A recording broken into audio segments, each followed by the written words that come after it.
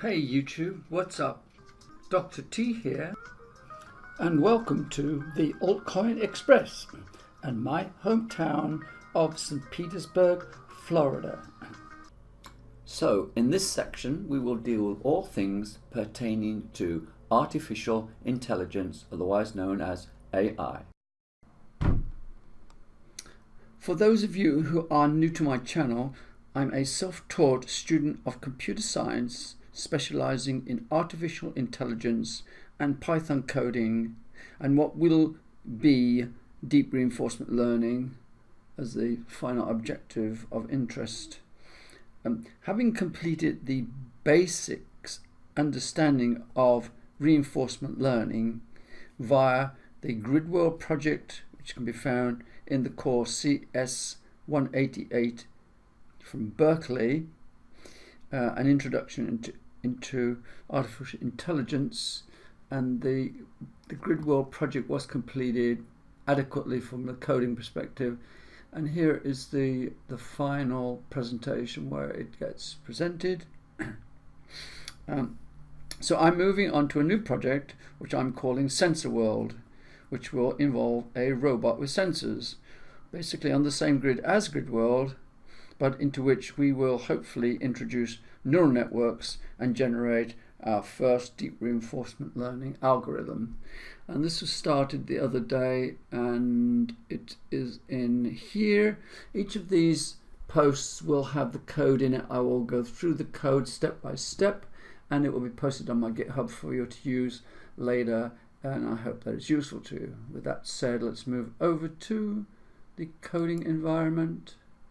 And as before, the original post was the sensor world itself, the code of which has been described in the earlier post, and that is that little grid world, which we can't see the end states here and end states here and the wall edge. You can't see anything. This is all blank. It will find out what it's going to find out when it wants to go, when it moves. Now I decided that the agent is not going to jump around like in Grid World, it's going to flow. So we want to see the agent moving in a more intelligent way, like it's an agent on wheels, and it's going to be moving around. And so we come over to the next adventure in moving the agent. So this is the code for moving the agent, and we're going to go through it once again stepwise so we can understand it all. Tkinter. NumPy is just in there from the other framework because we're probably using it later. I just couldn't be bothered to put it out. So I'm calling this early version of off-site kind of developing the code and not in the real world. And it's called srdev2moveagent.py. And we have our initialization where we bring up our window and packet, and then we move on to the grid itself. Now I'm not going to go through how you code in Python. That's something you'll have to kind of be able to do, and this is object-oriented programming, so I'm assuming that you have at least that level, and if not, then it's a lot of work. So we will activate our world by calling in the class and activating the world, and that's what we're first going to run stepwise so you can actually see the world. So it took a little while, so I've built this little world because we want to move the agent. We'll put the agent in here, and we're going to learn how to move it up to here, and for the purposes of the mechanics of moving the agent. So we have a black rectangle. Well, let's just pop these out and pop them back in, because it enables you to see what's going on a lot easier, a bit at a time. So there's the framework, and if you take that out, what happens if you take that out? If you take that out, you just get a basic window. Tkinter is kind of a thing to work with. If you take that out, you get a basic window, but right. So we'll put them back in. So we've put in our black. We're going to put a big line around it. Oh, that's the separator. Let's just do these one at a time. So you can see the build up of it, and we'll move this actually we can get rid of that.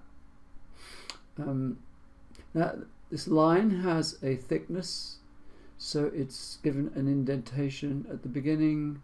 This number 2 difference here is to cut off a little block off here. There's just a little gap here.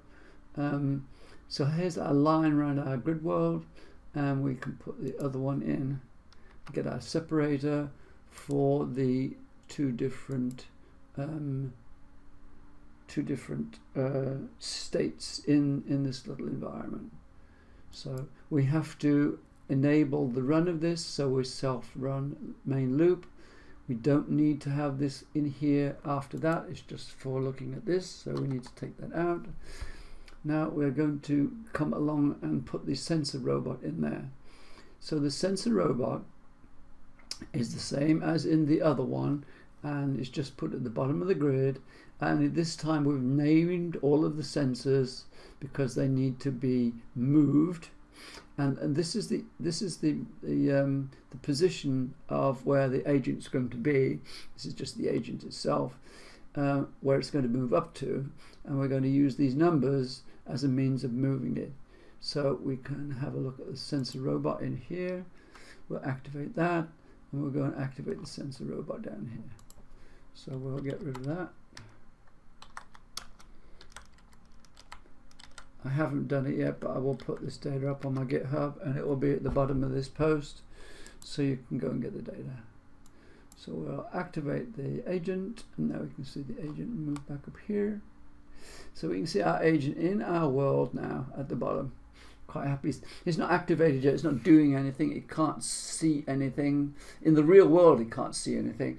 In the real world we'd have to activate him, it'd put out his light sensors or sound sensors, whatever they would be, and it would detect the walls, and then we would start filling the walls in, and it'd be able to see the fact that he had a wall here, I had a wall here, nothing there, and nothing up here. So that's the easy bit. Now how we're going to move him? Well, basically it's the same elements of moving an agent. You have to, let's just go through this.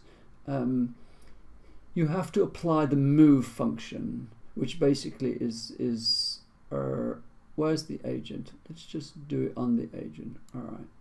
In order to move an agent, you use this function from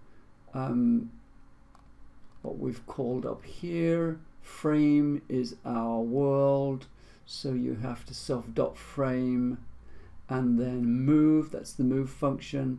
You have to put in here the data for the agent, and you have to put the coordinates, the numpy coordinates of which you're going to move the agent, and this is the x coordinate pair and this is the y coordinate pair, and it moves them both together.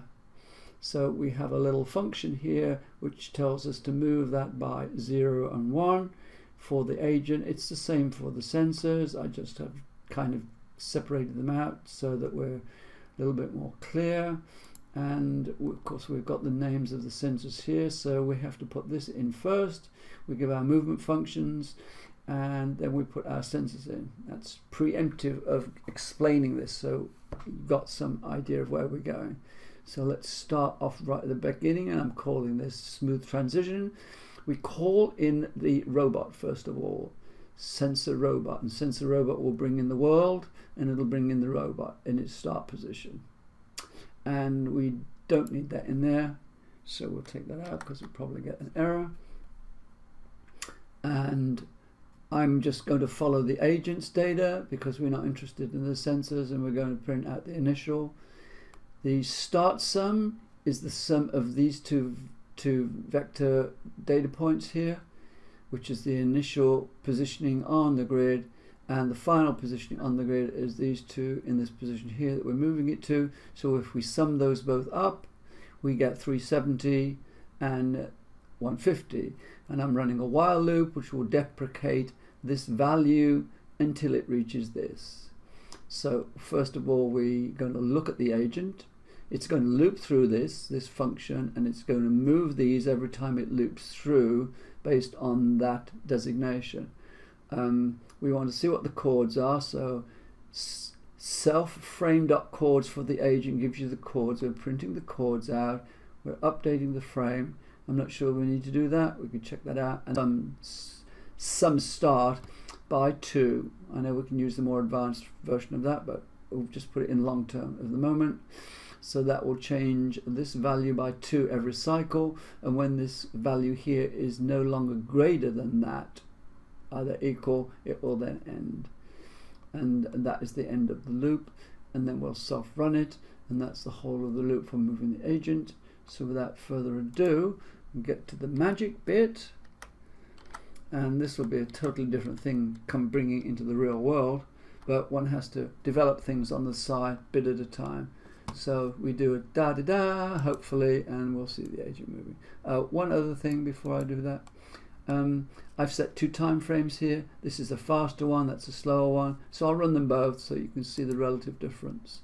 So it's moving fast here. There we go. It's going to move up to that stop point. We all want to know where the stop point is, because wherever it's moving. So, and I haven't decided how this is going to work in terms of the sensors yet, but presumably when it moves up, we'll move it up, and then we'll run the sensors and detect its new environment kind of thing. And we can run it a lot slower. Obviously, if you're just running the agent in its complete world, you don't want to run it that slow, but for other reasons, one might to do that. So I run it a lot slower. Oh, faster, I got the wrong way around. So that's moving it fast, and the other one's moving it slow. You can move it very fast. If you take this out altogether, it just doesn't even appear on the grid, it just jumps up. So that's the code for moving an agent with sensors in an environment. And I'll put this up on GitHub, and you can go grab the code and use it as you want.